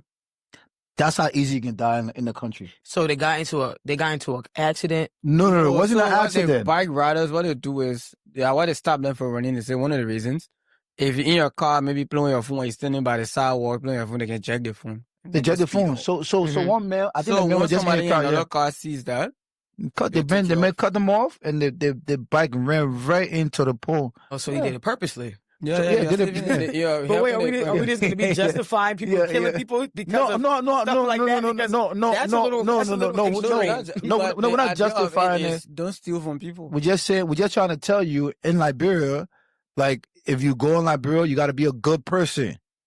You think beyond twice. So why is it so easy for the government to steal then? If you go to Liberia, why did not beating the government officials? Stealing what they can do nothing about that. That blue crowd, right? I believe when you go to Liberia, don't go to the ghetto homes like Looking Town, West Point, Nuclear Town. You wouldn't go to those places, right? I mean, personally, I would like to go to those places. You see, that's it. Me that live there, since I moved out Looking Town, I'm not sure I've been there 5 times. I still have a house. I still have people live in my house. Okay. But once I feel like a community is nice, I live in Liberia all my life. I've never been to West Point more than 2 times. I went the 2 times I went there because of work. I don't go places I think is not good. Even when I travel, there was this one time I was in Accra. My friends are telling me, oh, they have this Liberian camp. Let's go see it. I said, how they looking? They say, oh, they play there at West Point. I said, I'm not going. Well, I want to experience bad things in my life. If I think this place is not good, I'm not going to that place. Right. Even if I'm here, I heard a lot of story about Woodland. You go Woodland, yeah? Cool. You got to go. You have to go Woodland, bro. I didn't know I was there. So when I was leaving, the guy said, oh, that the Woodland place there. I said, all the things against that, how they play looking, they say really bad. But mentally, I was prepared never to go there because the stories I heard. Well, it's not that bad. Because if you tell me somewhere nothing can happen on Woodland. What can happen on Woodland? No, people just say, oh, that the Liberian place, everybody can be begging, they can do this and do that. They make it look really bad. They can lie. No, they make it look really bad. It's like water mentally, yes. Yeah, mentally, it clicked on my mind that that place not my place. Anywhere I go, you tell me the place not good, I avoid that place. So I think if you go to Liberia, you stay the safe zones like Sinkor, Congo Town. I'm not gonna lie, I'm a hood chick. They want from the church. They want talking about the place you come from. That thing she talking about. She just talking that thing she want to talk. She forget what I said. I'm from Jersey. I'm from Trenton, New Jersey. One of the worst places in America. So I don't know what she's even talking about. We're not the worst place in America. One of the worst places in America. Is it one of the worst places? One of. I would have to say. I would visit, right? You would visit there. This is what I say because I feel like a lot of this is what I would have to say. Let's just speak on like the cities that they say are bad. One thing I will have to give Trenton, New Jersey. Don't get me wrong. Don't come there and don't come there and try to be on no BS. But what I will say is the things that happen in Trenton, New Jersey happen to people that are in those things. You won't, we're not like a Chicago where you hear about people just standing somewhere and they spraying at the block and innocent people are dying. No. 99% of the people that passed away or things that happened in Trenton, New Jersey, they were involved in some things that happened. So it's basically like, this is your karma. Or it's like get back, basically. It will never be somebody innocent. No, I'm just saying, like, if you're whatever you're in, you're in. You get what I'm saying? The same way, like Liberian may say, you can lie, you can steal, you can kill. So you're gonna be stealing. Just know that some way. Yeah, you know what I'm saying. So it's just like you are a part of what you do, basically. But yeah, I'm from the trenches, so I wouldn't have no problem going to see, like, the other parts. But when I go to those other parts, when I go to those other parts, I will have security. I don't care. I will. Why not? I mean, that's not my hood. Yeah, You that's always need somebody to walk you through the You know what I'm woods, saying? So for that, but like I said, I stand corrected because the stories I've heard. My man, right now, me, if I go to Nuclear Town, they will see me. I went to school in Nuclear Town, but there are certain parts, if I go, people will see me completely different from. They will know that, oh, the man, I ain't from. And you know, there are certain places in Looking Town I grew up, I live my life, that I go certain people think that, oh, they picking out Looking Town, picking out. But somebody might know me from there and say, oh, that man, I want to, oh, he been here, or that was Looking Town brother. So somebody got to walk you through the places. Other than that, you're on your own. Yeah, somebody show you around, but not somebody be walking by you. Yeah, one security man, when I know they're playing now. Let people enjoy, man. Why is security right away leave? They want get security, they got security, make it, that's their business. They don't be eating show in that area. My man, security man, I going to the gym and just got yeah, man, they got beat. So why does security man run away leave? No, for real though, because just because you big don't mean you're strong. No, but Liberia is one of the greatest countries in the world, man. I don't know about that. Beautiful. You know what I'm saying? For me, right? My man starts saying Liberia beautiful. No, my man, Liberia beautiful. It's not that big, bro. Jack, let me tell you what I love Liberia. No, Jack, let me tell you. No, let me tell you what Liberia beautiful for, right? Beauty is from nature, right, bro? That's what beauty is. What is nature? My man, the beaches, bro. We got some of the best coastline in the whole entire world. Beaches dirty. No. The people are making the beaches dirty. The beaches are beautiful. You know what I'm saying? So the people are Liberians are dirty. Liberia is clean. Yeah, man. If you want to talk, make sure you get it one. I'm saying, if we want to talk about we can't talk about Liberia is a beautiful place, right? I don't know. Liberians there are being dirty. Who make Liberia? Isn't it the Liberian? No, the land. Oh yeah, the land. I don't know about that. I know the women are beautiful. No. Shout out to my big Jews, man. Oh no, the Julian farm. I don't have some of the finest women in the world. Out of Africa. Yeah, easily. I say in the world. If they face not fun, they body fun. But something there that's really good about women, Liberian women. But I don't know about the country. So the country is beautiful, right? Liberia is very beautiful. The women. So when people, no, I'm saying my boy Jack said what he said. No, Jack, man, Jack. So investors, right? Investors can see the beauty in the country, and then they can modelize it. So the day when they clean the day, but an Auckland place like the desert air and things like that, you can go make the desert air look beautiful. Have you seen how Cairo is? When the Cairo? MC. Talking about Egypt, Cairo. No, I've never been there before. They changed the entire desert to one of the finest cities in Africa. But do you know how long? But do you know how hard that was? Dubai. But do you know how hard that was? No, but you think like you said the make got break the whole country now. My man, the people they had to make fake beaches, bro. Yeah. They had to make fake water. But you know, right now they're talking about building an overhead bridge in Liberia. Imagine we don't have that, but it's beautiful anyway. Yeah, it's a country farm, but we don't have an overhead. That place is beautiful, bro. So now they're trying to build an overhead bridge from, I think, 540 area in Congo Town to around Old Road or something. Yeah. I don't follow too much. I don't know the possibility of it even happening. But they have to break homes. They have to do a lot of stuff. And people are complaining because they're breaking their horses down and Auckland horses. So who built an Auckland horse at Liberia? No, I mean, I say the country Auckland, huh? Because to make a city fine, you have to rebuild the city. You have to make fine. First, we don't have roads. We just have one road. That's why the entire Liberia. That's why nobody knows how. It's just one street, so everybody can hear everything. So the road I live from Brush Street, it goes straight to ELWA Junction, straight to red light, directly. That same straight road could take you straight to Nimba. That's how long that road is. It's just one lane going. Right. So everybody will hear everything about you easily. So the idea of being fine, if you got to break that entire city down, part by part, they say this part will break it down, rebuild. That's the only way we can get right. So I've seen a beautiful city, but other than that, no, we far from beauty. Yeah, I mean, I would have to say, like, from what I see online and things like that, yeah, we definitely need some redevelopment. But like, to touch on what Joel was saying, people are going to come in there and try to see the beauty, but we as a people have to make it beautiful. You know what I'm saying? And like you're saying, you don't feel like they're doing that. No. They're not doing that part. And one thing I will always have to what always made me ponder about Liberia is that we have neighboring countries around us that are kind of like a blueprint. And I don't understand why we don't follow that blueprint. If you see how far Africa Coast, Cote d'Ivoire, they have grew over the time. If you go to Abidjan, honestly, you're thinking you're never thinking African. It is beautiful. They have a portion of Abidjan that has only skyscrapers. Wow. So beautiful. The streets so clean. If you think about the streets here. Our streets are not clean. No, if you think, maybe in DC, the streets in DC are really clean. Yeah, the ones I saw. Most likely that's how they look like. Really good roads, really good overhead bridges everywhere. It's so beautiful. They call it Petit Paris. We're talking about small Paris in Abidjan. And that's like 16 hours drive from Monrovia itself. So it's a neighbor. We share border with Africa Coast. So if they have somewhere like that, and then you're looking at Liberia, who existed maybe 100 years before them. Exactly. And you think it's beautiful, then you're not. Then you're not being fair to the system. No, but Jack, listen right quick, right? So how you seeing Liberia, right? Is I'm seeing Liberia. You seeing potential? I'm seeing, The potential is not good. No, it's not a beach. It was some kind of new property they just come and build. That's all.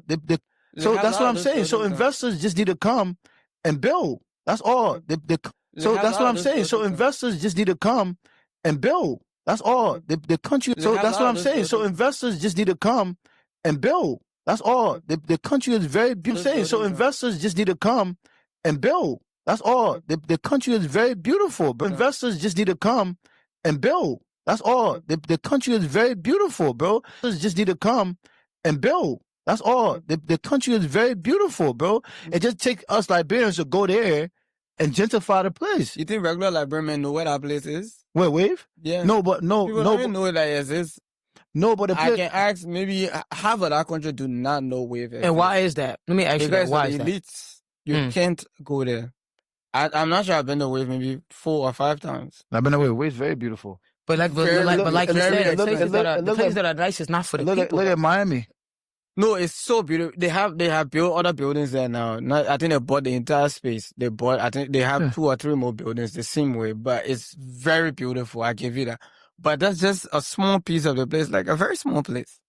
But other than that place, even a single they say is fun. I don't think it. I mean, in time, matter will get there. We Liberian got a ticket there. Me, I gotta break the places down.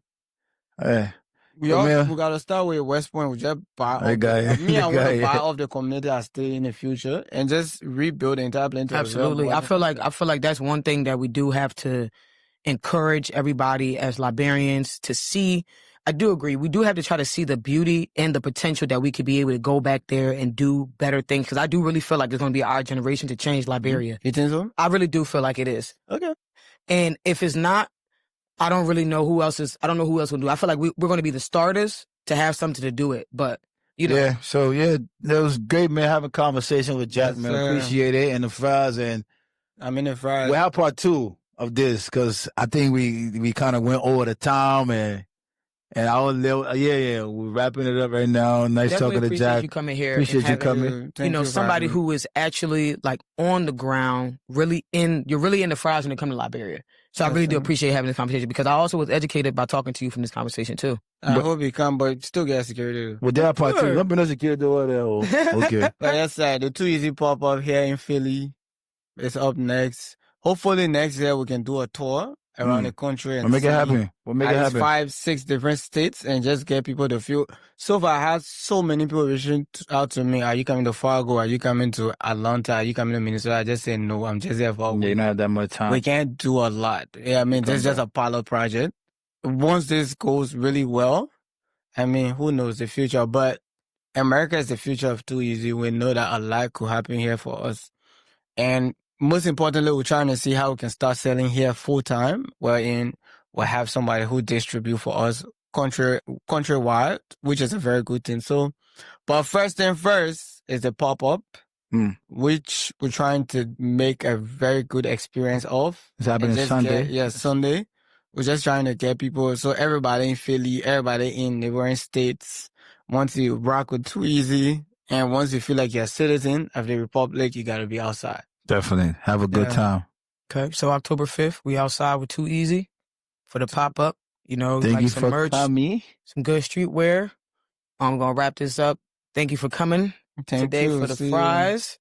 You know, we're in the fries. Definitely make sure you follow us. It's a good conversation, though. I like it. Good conversation. Yeah. We're going to talk again. Any of your social media handles, let them know so they can be able to follow you. So, me personally, it's just Jack the Realist. It's JACTHEREALEST.